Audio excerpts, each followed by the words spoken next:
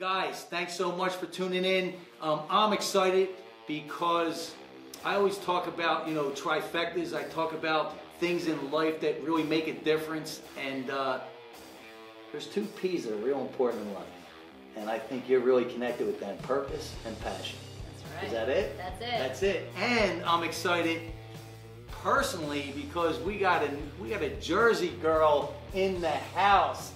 East Coast in the house. Love that East Coast flavor. So Marcy, introduce yourself. Let everyone know who you are. And then what we're going to do is we're going to just share with them where you started, where you're at today, where you see yourself going. We're just going to chunk that down and pull those golden nuggets out. You ready? Sounds good. Let's do it. So introduce yourself. All right, so we'll start at the top. That's it. I always joke around that I'm a wannabe Latina from the Jersey Shore. All right. Yeah, I don't know if you knew that part, but No, break that down for us. What does that even mean? So, born and raised on the Jersey Shore. Okay. My mom had always surrounded us with other cultures because she was an exchange student from Kansas. I was born and raised in Jersey, but raised by parents from Kansas. Wow, how about that? That makes things complicated. That is wild. So she was an exchange student from Kansas to Germany, and so we always grew up around that program. And so my last year of high school, I decided I'm going to do that too. And I got to go to Australia for a year, the same year that Crocodile Dundee came out. So it was how big was that? It was so awesome. It was great. So Australia inspired me, honestly, I watched all these other exchange students with me, 250 of us from all over the world, learn English as as a second language. And I learned an accent. And I was like, wow, I really need to go learn a language. So Australia inspired me to go study international affairs and Spanish. And it's so funny because as soon as I started learning that, I go, this is my language. I think I was born in the wrong body. You just felt a connection? Totally. I feel totally alive. I don't know what happened. What is your nationality? German, Irish, English. Yeah, but you definitely look German. Yeah. I took the ancestry test just hoping there was going to be a drop, and there's nothing. They're like, you're German, Irish, English. It was confirmed, yeah. Yeah, I wonder where that connection came from. I think it's the culture because I'm totally mi casa es tu casa, and I love inviting people in, and Latins too. It's like party, dance, enjoy life. So I really connect to that culture. You know, it's interesting that you went there. So when I moved out here in 2008, I was dating a girl, and she was originally from Guadalajara, right? And she came here at 18, and so her family, she had a huge family, right? So like when I would go for Thanksgiving and Christmas, she'd be like, wow, it's a big family. I would sit back and watch. And they mainly speak in Spanish, right? Yeah. And but I'd sit back and watch, and I said to her one time, we were driving back home, and I go, it's literally no different, because where I grew up was a lot of Italian, right? Totally, yeah. So it's no different, just a different part of the world that you grew up in. It's that same culture feel. That family, everything is around food, right? Totally. Food is everything. So it was so interesting how just a different language, different part of the world, but the same feel. I had the exact same feel that I had back east. I gotta say, the most fun wedding that I've ever been to is one of my Jersey Italian friends married a Venezuelan. So a Venezuelan Italian wedding, you want to talk about fun. But it was like a good mix, like you're saying, because the culture is similar. It's so blended. So it's funny you said that. My ex-wife, I'm still real close with, she's Greek and Italian, right? Oh, wow, that's fun. And an event planner. So she did our wedding. It was a weekend. It was just like, I don't know. It still might be going on. I don't even know. It was wild. Golfing, everything. I mean, it was just wild. But yeah, it's that culture, and I think. How long you been out here? 22 years. I came out to go to grad school at UCSD and never left. What do you see growing up on the East Coast, growing up in Jersey? What do you see difference from being here to there? San Diego, I think, is so much more laid back. For sure. Yeah. Like whenever I go back east, I need like another week to decompress after going back to the East Coast. I'm like, isn't it? And then I need like a week just to get ready for the pace and everything like that. So it's so different. And what I noticed is that people are definitely high on sunshine here. My mom came out to visit, and she goes, "Is everybody medicated here? Why are they so nice?" I know. Everyone's so happy. Do they want something from me? I go, "No, they're just nice." That's how we're programmed back east, right? Goes, why are they talking to me? What do they want from me? When I came out in 2005, I just fell in love with it, right, with the weather, and that's what I said. I go, "Why is everyone smiling at me? What's the matter?" Right? Totally. I mean, I couldn't get it, but what I love it out here. It's home. And when I go back east, after like 3 or 4 days, I'm looking at my plane ticket going, I'm going back. But I wouldn't change anything because I'm really glad that I grew up where I grew up, though. Totally. It just is what it is, yeah. Where about in Jersey did you grow up? I grew up right above Sandy Hook in a place called Monmouth Hills. Yeah. Beautiful spot. Like in the wood. I always say it was perfect because we grew up in the woods. Yeah. And then 5 minutes to the beach. So it was like the best. Yeah, absolutely. Yeah. So growing up, what was you? Did you have a normal childhood? Was it struggle? Was it fun? What's your experience as a child?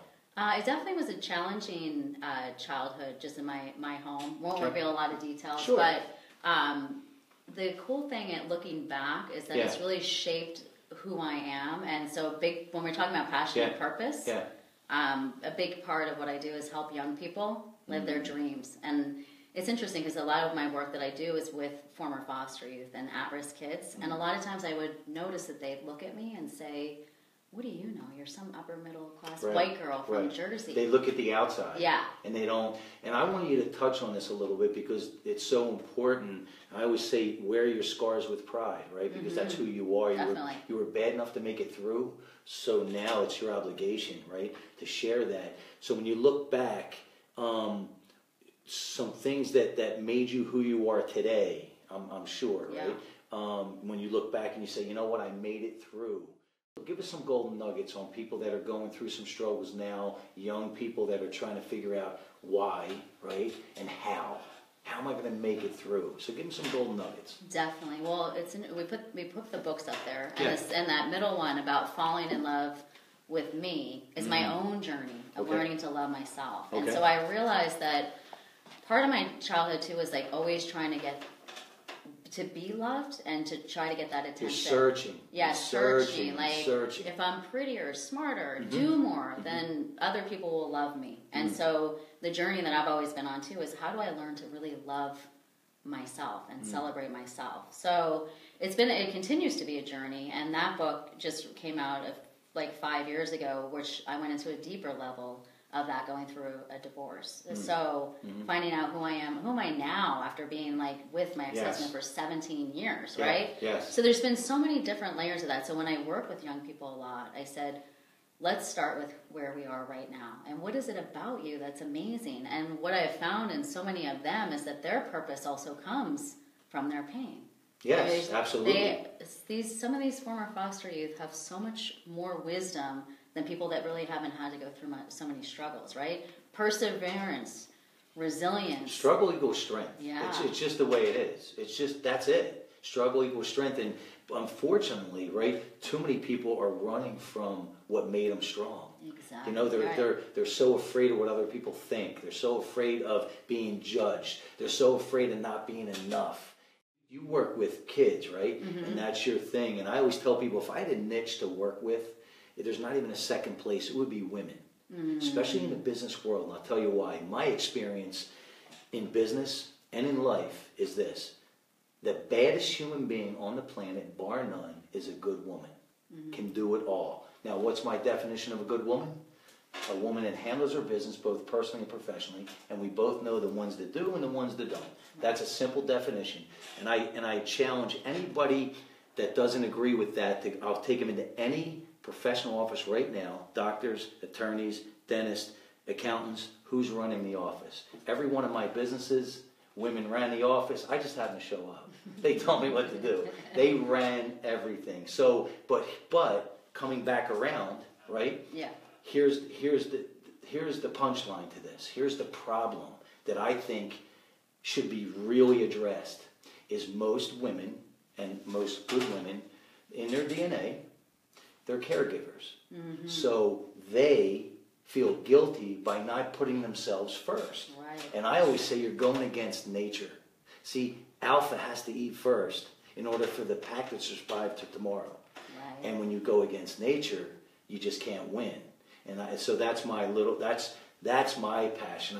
Because and in the times we live in, that same woman that couldn't make it in the corporate world because you had somebody up here saying, now you could build a multi-million-dollar business from your home, you know, or a multi-billion-dollar business like Sarah Blakely, you know, with Spanx. Right. So it's a game changer. It's different, but unless you can change that mindset, right, and put that oxygen mask on first, you're going to get the same results. Share with me where that passion for the kids came in.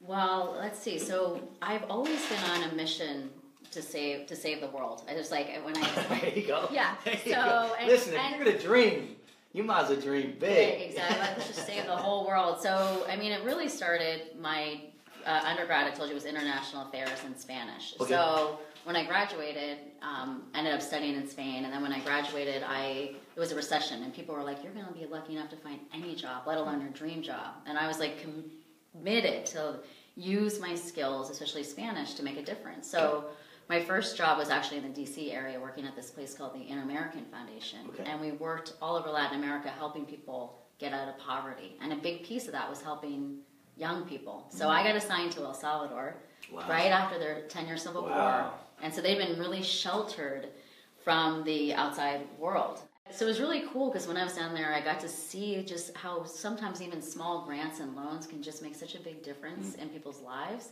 And one of the projects that we were working with down there said, "Could you help us with a business plan?" And I'm like, what the heck is that? Because I'd studied politics and economics, but this light bulb went off. I could help save the world better if I had business skills. And that's what got me to San Diego to get my master's in international business in Latin America. Really? So yeah, I used to travel down to Latin America 5 times a year, worked down there, and then I had my own kids. So my passion went even deeper for kids having my own. I stayed home for 3.5 years. I worked with a life coach, and she had me do this meditation. She goes, "You're going to win an award in 10 years. What do you think it'll be?" And I kept seeing this child with wings, almost like this like fairy thing flying out of the box. So she said, "Just tell me what you see." And so I saw that, which is child with wings. So my business is Careers with Wings, but I also have children with wings from that. And I said to her, I said, my purpose here is to help kids get wings to rise above poverty. She goes, "How are you going to do that?" I don't know. Right. So for the last 10 years plus, I've been on this journey. I started helping with a nonprofit in Uganda. And then I had these two things separate, Careers with Wings and Children with Wings. And when I went to Peru for my 40th birthday, I made a commitment that I'm going to help kids, no matter where I am, if I'm traveling or whatever. So while I was in Cusco, Peru, I asked the hotel, "Do you know a place I could go help kids?" They said, "Go to this orphanage on the other side of town." So I show up there and I'm thinking orphanage, like babies or something. I go, "Where are the babies?" They go, "There are no babies here. There's kids 16 to 25 that have lost their parent or lost their parents to drugs, alcohol, or jail." Right.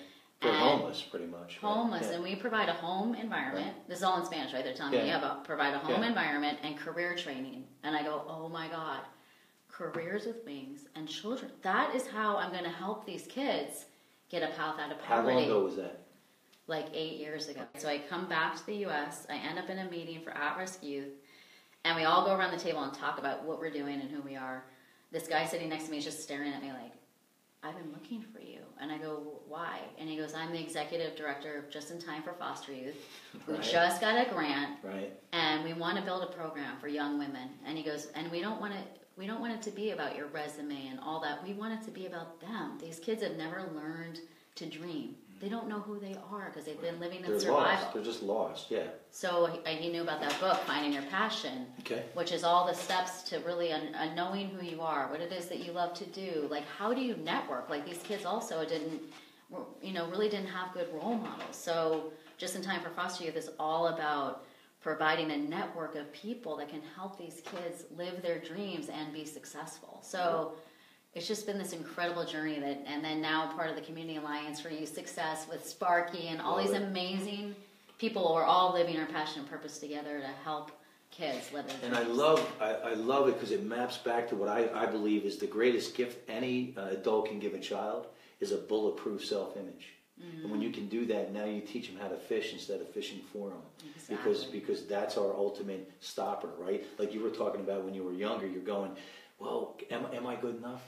Can I do better? Why can't I do this, right? Why? And we all say that to ourselves, and that just keeps beating up our self-image. And when you do that, you really limit so much. And when you have kids, especially that came from that environment, they're already 10 steps back. You know, I'm very fortunate, knock on wood.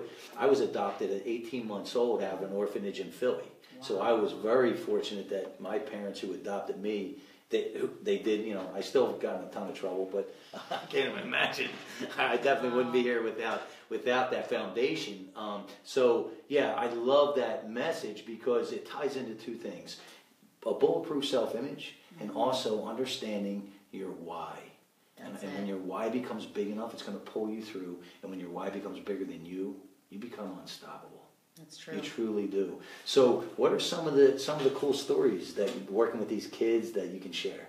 The question I always ask them is like, if you could do anything, what would it be? You know, and one of the young women that I worked with, it was like, you know, I really actually want to help seniors. I want to bridge this gap between like young people and seniors. It's like, and why can't you do that, right? Absolutely. So it's kind of like they've been always told you can't do that, you can't do that. And so when you give them the permission to dream and then go after their dream, it's really an amazing thing.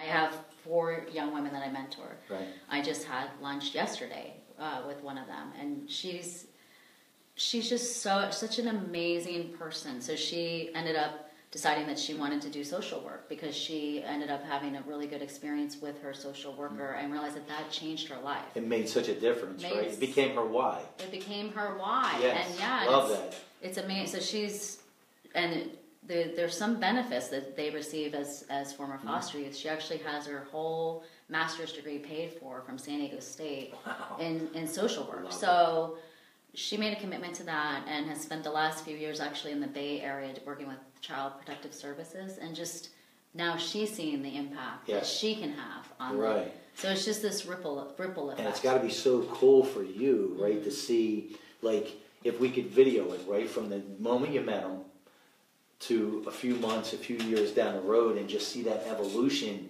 in their self, in who they are, right, in even little things, eye contact, body language, right? The shoulders back instead of slumped down. You know, that whole, and that all maps to one thing. It maps to your self-image. That's right. Right? So when you know who you are and you embrace that, now you can just walk in any room and just say, I'm here. That's it. You know? And that's that's the ultimate gift. That's the ultimate gift that you can give a child. With Sparky, when we did the Youth Success Week in conjunction with Oceanside Unified this past February, it was just so beautiful because Stedman Graham spoke about identity, and then I spoke about passion and purpose, and then your buddy Steve Farber, my buddy too. So I was at that You event. were there? I was at that event, and I met Erin, and then she had reintroduced me. I had met Sparky a few years ago through DC Cordova, but then me and Sparky reconnected, and then it's just been a snow. You know, it's just been. You're like in the whirlwind of love. Like it's like a love fest. Whirlwind of love. Love it. Let's go a little deeper on something. You had talked about serendipity. You had talked about getting in that right place at the right time, and I want you to share your view on it. Right? I believe that massive effective action becomes magical. When you take that action, the people and the circumstances come into your life, start making it unfold. And, you know, when you shared your story, right, your journey, wow, I was sitting next to this guy, and he said, I was looking for you, and then the steps before that. So, especially for parents that are trying to get their kids to move forward, or kids that are watching this that are trying to figure out what to do, share with your take on action and how important it is, and what your belief is. Gosh, for me, it's all about that clarity, you know, and not even understanding how it's going to happen, right? You can't. No. Like when we saw you in the award of this child with wings, when she said, "How are you going to do it?" I said, "I don't know." Right. So I always tell people, get clear on your dream, even if you don't know what it is, and start telling everybody about it, right? So I just started telling everybody about my passion for youth, right? And then, like I said, that led me to this woman that did the nonprofit in Uganda. That led me to asking in Peru that connected the dots. That led me to that meeting. And then I kept talking about it. And my friend Louisa was the one that said, "Why don't you join us for the Community Alliance for Youth Success?" And I am not kidding. When I walked in that room and I saw the people that were in there, that there's no ego there. These are really people that this is definitely their why. I had this you ever have these moments where it's like this instant flashback to winning that award, and I go, when I said I don't know how I'm going to do this, this is how I'm going to do this, because I knew the one thing I said to her is I'm not going to do it alone. And then I looked around and I saw that we all brought different pieces. Sparky brings who you are makes a difference. Steve brings extreme leadership. I bring passion, purpose. Stedman's identity. I was like, this is unstoppable now. I believe life gives us a choice, right? When she invited you, you had two choices. You could not go, make excuses, or you could go and make it happen. And that's where I think where some people miss, right? They think of that as luck. No, you make your own luck by keep moving forward.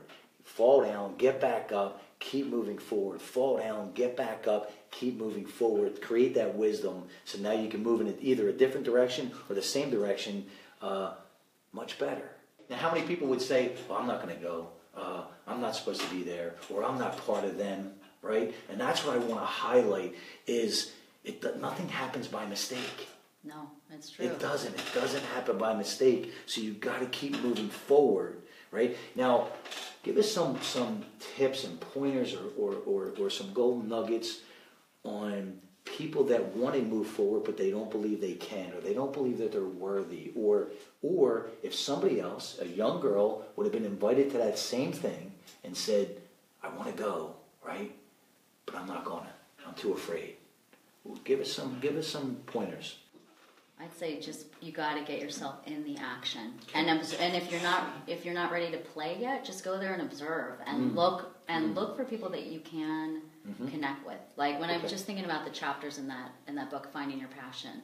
The big part of that too is really trusting your gut and believing in yourself. So a lot of times when I'm working with people, I'm like, how do you feel about it, right? So it's kind of like when I walked into the Community Alliance meeting, to be honest with you, there was not a lot of direction. It was like super nebulous, and like there's many times where I was like, you know what, I'm not sure if this is really working, but my gut said, stay, stick it out. Yes. And you know what, this isn't about me. This isn't about me like an ego thing. This is about my contribution. So let me stay and see where I can make a contribution, not need anything back. So I always say, people, look where you can be of service here. And when you remove yourself from that, then you show up in a whole different way. If you go in from an ego scared and I need place, scarcity, there's a whole different energy around that. It's 100%. That's who you attract. So I think they're awesome golden nuggets because, number one, I call your inner GPS. If you listen to it, it will always lead you in the right direction, even though it doesn't look like it in the beginning, right? You're like, what? Exactly, because things are moving around. And so awesome golden. I love that. Awesome stuff, girl. So the other part of your business is actually working with adults. Yes. Correct? Uh-huh. Okay. So who do you seem to work with a lot? I started Careers with Wings 10 years ago because I was like... Was that the original and then it morphed into the kids, or was it... No, Children with Wings first and I was all giving back. Okay. And then the Careers with Wings came. I asked myself, what's the difference I want to make in the world now that I'm a mom? And I said the first thing, my first purpose is my own children. So I don't want to go to an office and be there all day. I want to create something that works with them. And then I said, why do people go to jobs every day that they hate, like a prison sentence? I said, that is such a waste of your life and a waste of your gifts that you're here to share. And I said, you know what, even if I help one person, I don't care. So I'll never forget that first year. I reached out to my friend Paul, and that's another big part of that is go find people that have done what you find mentors and coaches. Don't reinvent the wheel. No, so I asked my friend Paul. He was an entrepreneur. I said, I need your help. I don't know what I'm doing. Right. He goes, you know what, Marcy? I'm speaking. He was winning an award at UCSD for like Alumni of the Year. He goes, come and listen to me speak, and let's talk when I'm there. So he's talking to hundreds of people, and he goes, I just want to stop for a minute. I want to recognize the #1 career coach in San Diego, Marcy Morrison. Meanwhile, I just put on my website. I was like, you're looking around going, wait.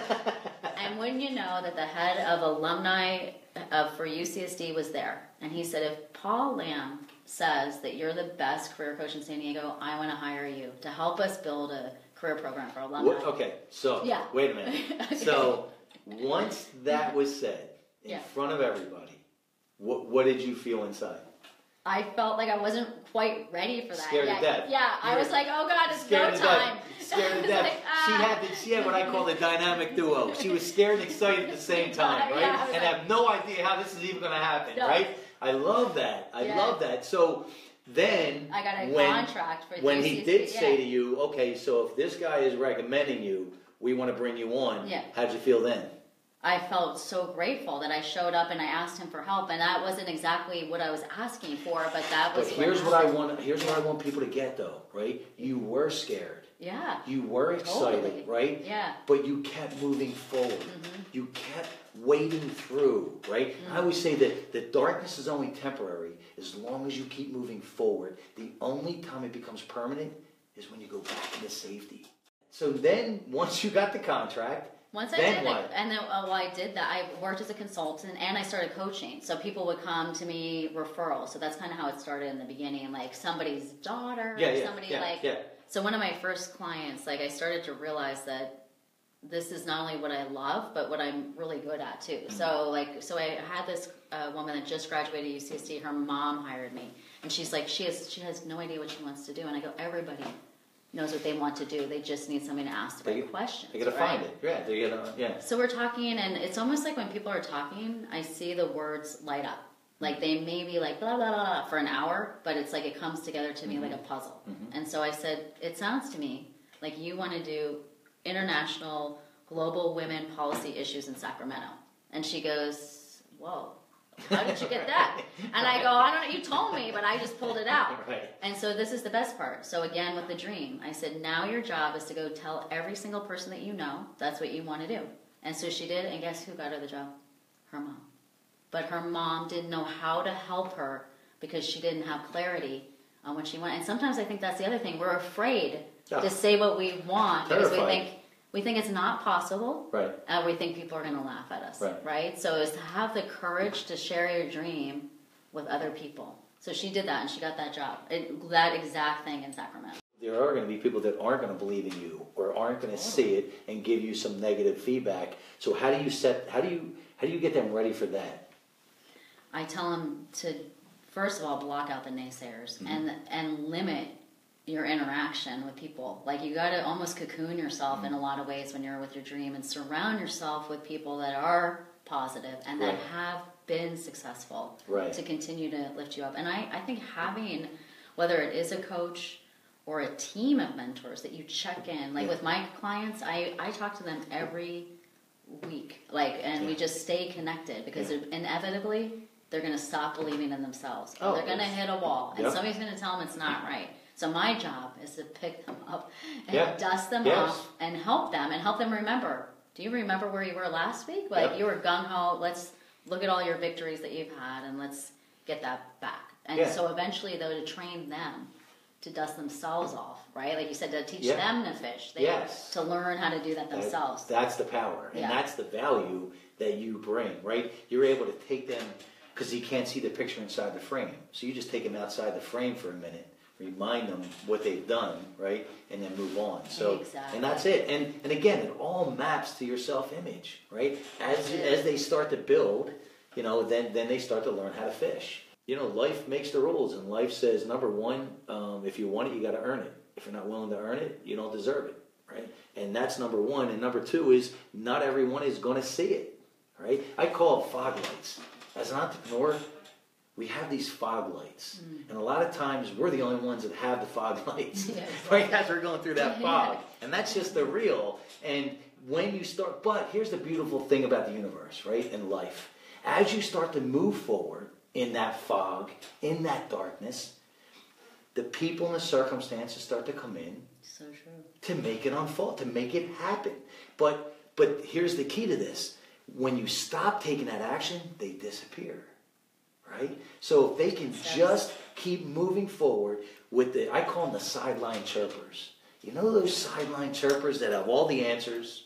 They can tell you exactly what to do, what not to do. The only thing that they're missing is the fortitude to get on the field and get knocked down and get back up. They're the ones over here that have all the answers, but they're in this little bubble, right? And they're going to live their whole life in this little bubble. What a shame. But the ones on the field and the ones that you coach are on the field. They're getting dirty. They're getting back up, and that's what it's all about. So I just get the chills. I love the fact that you tell them to go out there and just blast it on the mountaintop, because now that just reinforces them as long as they know that there are sideline chirpers out there. It's so true, and it's interesting because I've had a diversity of clients. Like recently I've had more people like in midlife crisis stage, like 40, 50, that have been very successful, but know that there's something more. But I've also had like young people. So one of my recent clients actually was 22, super smart kid, but comes from a lot of money. So he really was like lacking motivation, had graduated in May. Well, he became handicapped.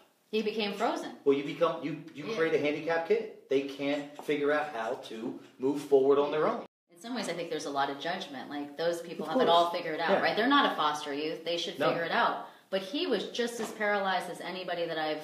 And probably sometimes more so. More so, and right? It wasn't that he was lazy. I mean, he was brilliant, did great at school, like got a scholarship for sports to go to school. And so that's what I tapped into.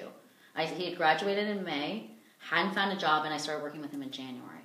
And I said, listen, I need to get to the core of what's happening here, because you're clearly a smart person. Right. And I said, why are you not motivated? And he had said, because of, I don't need to be. Right. And I go, is that really true? I said, what if your motivation actually came from the difference that you want to make in the world? I said, you have a degree in economics. I said, what could you do with that to make a difference in the world? And he goes, well, I actually really want to do stuff to help like people that are struggling with work, like homeless or that. Yeah. Or actually want to help in healthcare. Yeah. Those are my two. And I go, great, let's do that, right? And so within 30 days, we got him an opportunity using his economic skills to help people that are homeless. But it happened like that. As soon as he got the clarity and he knew his why, we could connect the dots. And you gave me okay.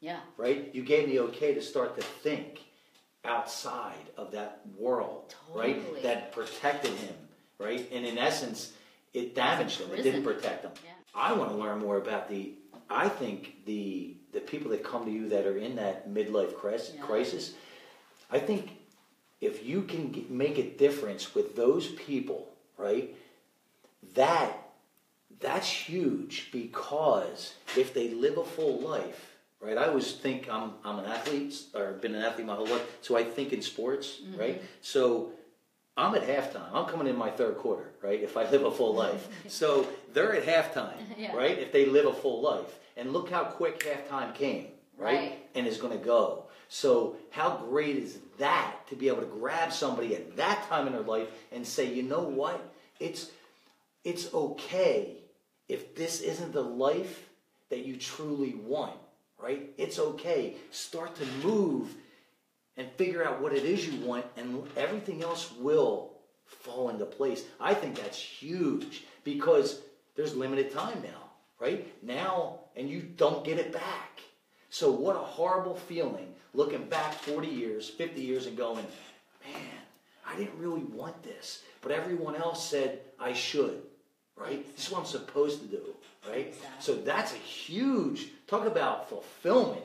That's badass. Yes, that is. I have a good story around that. Share that. Yeah, absolutely.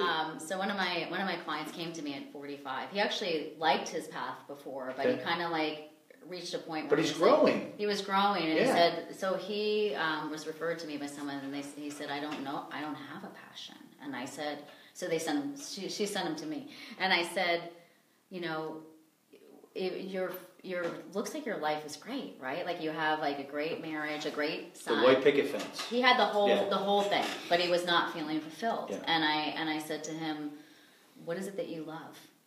And at that point, the only thing that he could think about that he really loved was his wife and his son. And I go, great. Because he was in a place that he didn't have to worry about money. I go, that's what we're going to do. We're going to actually have you play and become a kid again because we need to find you. Like you've kind of, and deep at the core, he said that when he grew up, like his, you know, mom said to him, no matter what you accomplish, you'll never be enough. So at 45, he was still, and I go, listen, what if we get you to the place that you don't need to accomplish anything and you're enough? So I said, that's what we're going to do. We're going to play, and you're going to celebrate everything. The time that you spent with your son, the time you spent with your wife. And so that is where we started on his journey. And then he started to just be so much more present and so much more fulfilled. And then the next phase is that he said, you know what, the legacy I really want to leave is that I want to make an impact in my community. And I said, great. So we started connecting into like community groups, seeing where he could make a difference. And through that, he got connected to become an executive director of a major nonprofit here in San Diego that supports over 50 other nonprofits. So he took all of his leadership and CEO skills that he had from building and selling companies. And now he makes so when you're saying if you can get a hold of those people, it's not only affecting them. No. He's also hired over 50 people too. So it's this... No, it's a trickle down. Ripple effect. Yeah. And then he's happier. So that's affecting his family, right? So it's just a big impact. Everyone wants to know these two definitions, right? Success, what's success, and what's happiness. Everyone. Yes. Everyone's searching. Here's my definition. I'm a real simple guy, so I think in simple ways. Success is living life on your terms, whatever that is. And happiness is just fulfillment. So you're able to help them find the two most important definitions in life. It's true. No, that's huge. I mean, that's huge. There's going to be some people that probably jumped on and going to say hello. Marion, I was a foster kid at 12 years old and still part of a family at 71. I got lucky. Thank you for including foster kids. Absolutely, 100%. You want to talk about a story? You ready? So, how I met Marion. I'm on a I love telling the story. I'm on a podcast and I'm promoting my book. And they were promoting this podcast for a week saying, call in, ask the Monster Motivator, anything you want, nothing's off the table, blah, blah, get behind that black curtain. So we're about 10 minutes into this podcast and I hear Kelly say, hey, we have a caller from Washington State, Marion. So Marion gets on, she goes, as soon as I hear her voice, right, she goes, hi, I have a question for the Monster Motivator. So I sit back and as soon as I hear that voice, I said, this is going to be good. So she says, listen, I have a question for you. I said, what is it, Marion? She says, I'm 71 years old. She says, I was in a very abusive relationship. It got so bad that my husband went to prison. She said, and then I get a call from the prison system and say they're going to let him out early. For your safety, we want to let you know. So she said, so here's what I did. I said, what'd you do, Marion? She goes, I went and I took self-defense classes. And so now I could take down a 200-pound man. And just last week I told the guy, you better be wearing a cup. So she goes, what do you think? I go, what do I think? I said, Marion, you're going to be head of security for Monster Motivator. Are you kidding? Is she from Jersey? She's from Washington, but she definitely can fit in. Ain't no question. I said, are you kidding? And we've been connected ever since. So I love her. I love her. She's a beast. Marcy, Rayanne, Marcy, I love that I got to hear your story. You are reaching them when they are young and letting them know that they matter. You inspire me to keep working towards my goals here in Minnesota. Awesome. See, that's what it's about. And I love the fact that you were able to share some stories about the midlife crisis. Because I also think that there's a lot of people that think there's something wrong with them, right? Yeah. At that age. And they think they're too old. They think no one's going to get it. They think nobody's going to connect, right? I mean... Is that true? It's true. Is that what you see? It takes a lot of... I'm working with a client right now, same age range, and just had been doing the same thing her whole life, and it took a lot of courage to walk away from that. Yes. And so I always say to people, I'm here to hold your hand and Love walk it. with you. So that we have calls every week, and there are weeks that she's like freaks out, and then we regroup, but she's getting better and better and better. And the cool thing is that I always tell people sometimes you need to let go of all the old, but then you kind of piece back in what you do love. So right now we're in this really cool phase where she didn't throw the baby out with the bathwater. There was a lot of things that she actually loved, but now she's creating it on her own terms. Which is success. But she first had to find out what is success for her. Yes. And so success for her also is her family. And she realized that she needs to create something that works better for her family. The other piece was self-care, like you were talking about, like with women. So we get first phase of us working together was like, how do you feel good about taking care of yourself? And really to create her own routine. Put that oxygen mask on. Now everyone else can be better around you. Totally. Absolutely. So part of what we do is look at her calendar every week to make sure that self-care is a block in there every day. Yeah. And so she has a short-term, and what I do with people a lot of times is this bridge, right, of short-term, long-term strategy. Okay. Short-term may be phasing out the old to get to the new. In a healthy way. And why? And like you're saying, why do you want to do that? Here's the other message that we have in common. One of the chapters in this book is called Fearless is Bullshit, right? We grew up thinking, right, that if you're not fearless, you're never going to win, right? And what the message and the things that you share, what comes to me is you are reminding them that fear is a feeling just like love, just like joy, just like anger, just like victim, right? Just like gratitude. It's a feeling. So when you can learn how to embrace it, I always say fear is either going to be your heaviest anchor or your strongest propeller, but you have to decide. And what happens is now you have to find that courageous part of you, because courage is really what we want to go for. But we grew up thinking that fearless is what we want, and we were misled. We were misguided, and we become frustrated, right? Especially, where I grew up, you as a boy, as a man, if you showed fear, we were conditioned to think it was weakness. But it's a real feeling. How do you make it work for you instead of against you? And courage, comes from the 3-letter word core. And it comes from the inside. Meaning you're going to move forward in fear, the face of fear anyway. So that's, again, another thing that we have in common about that, because you're constantly reminding them that, you feel fear. Let's go. All right, it's scary. Let's go. Let's go. I'm going to take you by the hand, and we're going to pull you through that fear barrier. Well, and the thing is, too, is that having done this for so long, including my own story, right? Again, everybody wants to know how. And I said, listen, we're not going to worry about the how. Right. I promise you, it's all going to work out, right? When I started with this guy loving his son and his wife, we had no idea that this is where he was going to end up. But we needed to discover, when you know who you are and what it is you love, then the pieces come together. You can't go from here. This is a journey of uncovering who you are and what it is, the difference you even want to make in the world.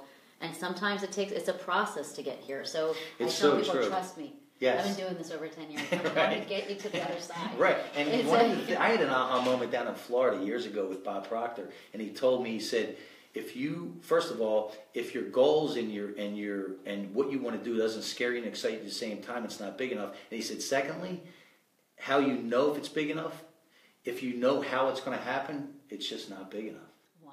He said, stop what you're doing, don't move forward, and go back and find something that scares you and excites you at the same time. And when you think about it, right, that's what life's about. Why are you here? Right? Why are you here if you're going to stand on the sidelines and watch everyone else play? Right? Exactly. So I love that. So is there anything else that you want to share before we jump off? My goal when I started Courage with Wings was to inspire as many people as I can to live their passion and purpose. Because the formula is passion plus purpose equals world change. And I feel in this world, where there's so many solutions that need to come. Yeah. And I feel like each of us can play our part. So I always recommend that people take the first step, like you said, take that first step to figure out what it is they love to do. And if loving what they do is like dogs, like you are, go get involved in rescuing dogs. Yeah. Whatever it is. It's like being in the flow and the place of kids, right? Like I met my soulmate there, right? Yeah. I met amazing people there. Like there's so much juicy goodness when you're in your passion and the pieces come together. So get out, whatever it is, it doesn't even matter. Music, dogs, animal, or it doesn't matter. Just get in. Love it. And sometimes people go, well, I love, like for example, dogs. Now, how am I going to make money from that? Don't worry about that. Just get in there. And that it's just magnetic too, right? I'm sure when you're doing this work with dogs, right? You just meet incredible, like-minded people. It's just amazing. And not only that, let's even take it a step further. If we're going to really talk about practical business, right? Yeah. The message that you're sharing is 10x right now because of the social media, because of the internet. Yeah. And when they say, well, how am I going to do that? I tell them, just Google it. Watch. Yeah. Wait till you see what comes up, right? Now, 15 years ago, that's a different story, right? That's a different animal. They still can do it. But now, with social media and Google, they're the ultimate excuse crushers. Yeah, exactly. So, look, if you're not going to do it, that's on you, right? Because there's so many people that do. So, I love that. I love that whole message, right? And we met at Sparky's birthday, never by mistake. And, here's the other thing that we knew we connected because of the Jersey Shore, because the East Coast and the whole bit. Want to know? And I love that your story. Every time that you talked about something of yourself, it was always action, right? So now I'm going to tell you, I probably had 5 or 6 people that said they were going to be on the show. You booked it. Really? Yeah, you booked it.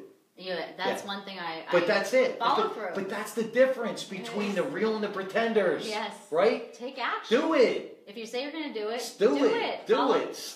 And I had worked with another great coach as well. And what he always said is follow the thread. I love that because he said, wherever it's going to lead you is like, you're always going to get golden nuggets along the way. So if your gut is screaming at you, like, I just knew I needed to be on the show. Like, it's this because you're out there doing the same thing. You're out there inspiring people to be the best and to live their dreams, right? Yeah. So, again, I know I'm not going to do that alone. I need to do this. The impact, like you said, of us. And you just feel the energy. Together. You feel the energy. Exactly. And it's interesting. When you know, you know. You know. You know, you know. Yeah. Awesome. So, yes. We end the show the same way every time. Do we growl? You ready? So, I'm a big believer, and as you are, I'm sure, that we can only be in one state of mind at a time. So, if we're in victim state, at that moment, there's zero room for gratitude. Would you agree? Yes. So, and I believe, as I said earlier, that life makes the rules, right? And life asks the questions. And right now, life is saying, Marcy, if you could live your life purring like a kitten or roaring like a lion, what would you do? Well, I'm a Leo, so of course it's going to be roaring like a lion. You're going to roar, baby. So on 3, we're going to take this out Monster Motivator style. On 3, 1, 2, 3. Ah! Awesome job, kiddo.